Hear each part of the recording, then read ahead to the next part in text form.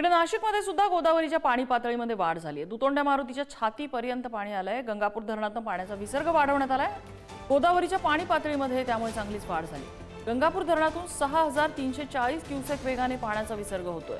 रामकुंड आणि गोदा घाटाचा परिसर त्यामुळे पाण्याखाली गेलेला आहे।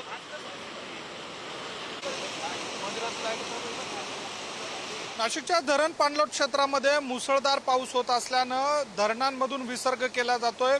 नाशिकच्या गंगापूर धरणातनं विसर्ग केल्यानंतर या ठिकाणी नाशिकच्या रामकुंड परिसरातील जी लहान मंदिरं आहेत ती पाण्याखाली गेलेली आहेत। मोठ्या मंदिरांना देखील पाण्याचा मोठा वेढा या ठिकाणी बघायला मिळतोय।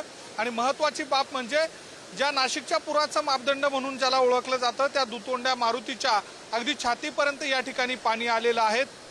एकूणच नाशिकच्या गंगापूर धरणातनं सध्याच्या घडीला 6380 क्युसेक वेगानं पाण्याचा विसर्ग केला जातोय। एकूणच जर बघितलं तर या सगळ्या पाण्याचा विसर्ग सुरू असल्यामुळे नदीकाठच्या गावांना सतर्कतेचा इशारा देण्यात आलेला आहे। नदीकाठी राहणाऱ्या रहिवाशांनी आणि नागरिकांनी या सगळ्या दरम्यान चीज वस्तू बाळगू नये, त्यांनी तातडीनं स्थलांतर करावं अशा स्वरूपाच्या सूचना प्राप्त झालेल्या आहेत।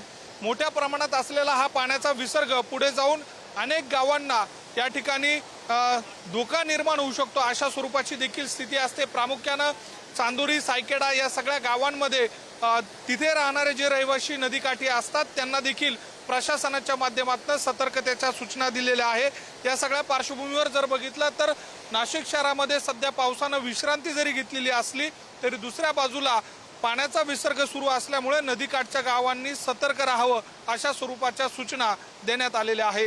व्हिडिओ जर्नलिस्ट जयेश साबळेसह मी किरण ताजने, पुढारी न्यूज, नाशिक। आणि ते नाशिकमध्ये गोदावरी नदीला पुन्हा पूर आलेला आहे। गंगापूर धरणातून गोदावरी नदी पात्रात विसर्ग सुरू झाल्यानंतर ही परिस्थिती निर्माण झाली। रामकुंड परिसरामध्ये पाण्यात अनेक वाहनं अडकली होती। ती वाहनं अग्निशमन दलाच्या कर्मचाऱ्यांनी बाहेर काढलेली आहेत।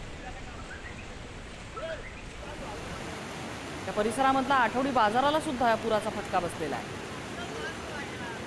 पाण्याचा विसर्ग वाढवण्यात आलाय आणि त्यामुळे गोदावरी नदीच्या पात्रात पाण्यालाही चांगला वेग दिसतो।